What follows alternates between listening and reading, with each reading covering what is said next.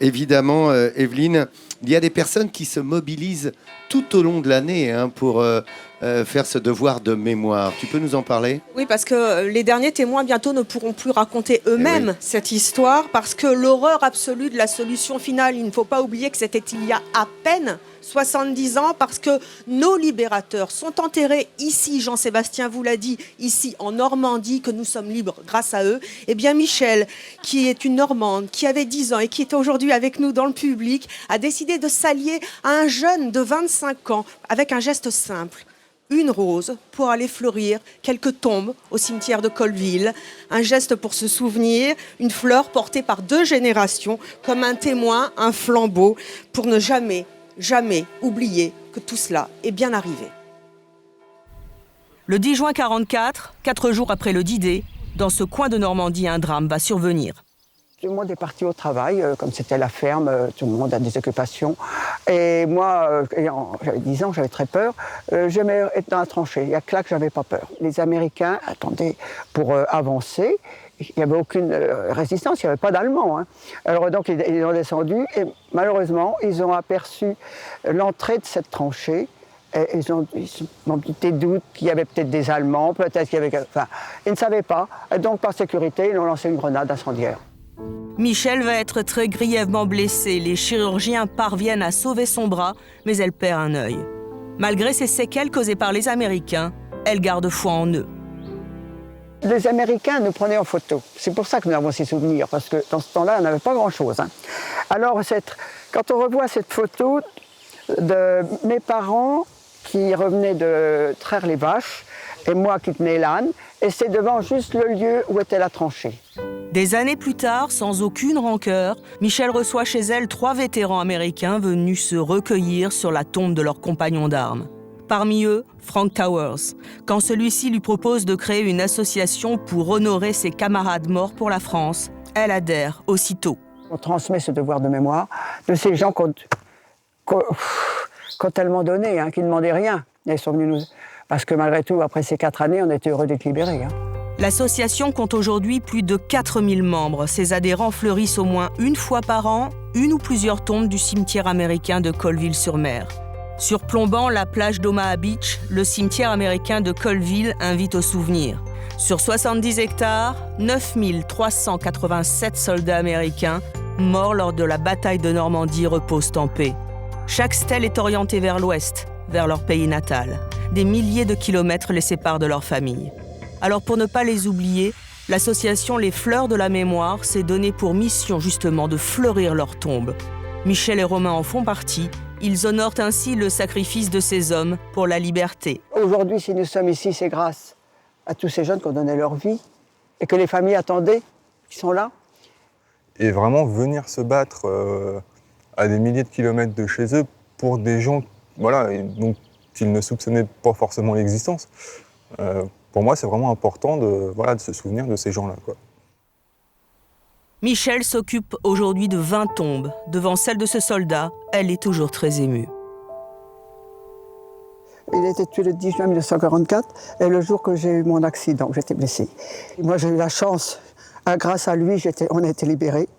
Et lui, il est resté là, sa famille l'attendait. C'est pour cela que se recueillir sur sa tombe est très important pour elle. C'est signe que l'on pense à lui, qu'on le remercie, et que grâce à lui, qu'on aura peut-être des jours plus heureux.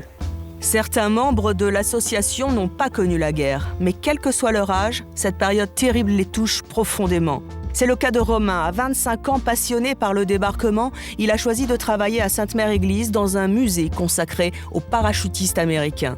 Cet intérêt pour cette grande page de l'histoire, il la doit à sa famille. Depuis tout petit, je suis baigné dans cette histoire, en fait. Mes grands-parents ayant vécu les événements en 1944, j'ai toujours posé des questions. Aujourd'hui, Romain voue une admiration sans borne aux soldats américains. Pour moi, ces hommes sont un exemple de courage. Dans le cadre de l'association Les Fleurs de la Mémoire, il a choisi d'honorer le souvenir de 7 soldats à Colville-sur-Mer. Certains n'ont jamais été retrouvés. Leur nom est inscrit sur le mur des disparus du cimetière. pour moi, c'est vraiment important de se souvenir de ces soldats-là, parce que voilà, ce n'est pas parce que nous n'avons pas le corps qu'il faut les oublier. Ils se sont battus tout autant que les autres. Romain fait donc des recherches pour connaître l'histoire de chacun d'eux.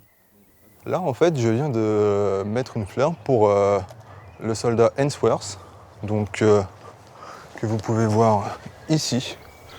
Ainsworth, un Américain de 18 ans qui était à bord d'un bateau de guerre. Ce navire, le Léopoldville, en fait, a été coulé par des vedettes allemandes le soir de Noël 1944. Voilà. Donc ce soldat, en fait, repose en mer au large de Cherbourg.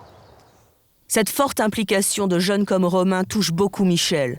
Pour elle, l'action des Fleurs de la Mémoire s'adresse à eux, car déposer une fleur, c'est aussi prendre conscience de l'apport des anciennes générations. J'espère que c'est ça, c'est que notre vie, qu'elle ne soit pas restée comme qu'elle aura servi à quelque chose, hein, et qu'on aura pu transmettre à nos jeunes ce devoir de mémoire, ce devoir, la liberté, que nous avons la chance d'avoir, ce bonheur, un tas de choses. Il faudrait qu'ils l'apprécient, il faudrait qu'ils sachent reconnaître tout ça et le vivre à plein. Une seule rose pour se souvenir de tous ceux qui se sont battus pour nous, pour notre liberté. Et une seule rose pour vous, Michel. Très ému encore aujourd'hui et 70 ans après. Une rose. Continuez à témoigner aux jeunes et des jeunes qui se battent aussi pour continuer à se souvenir. Regardez ces témoins qui sont avec nous aujourd'hui.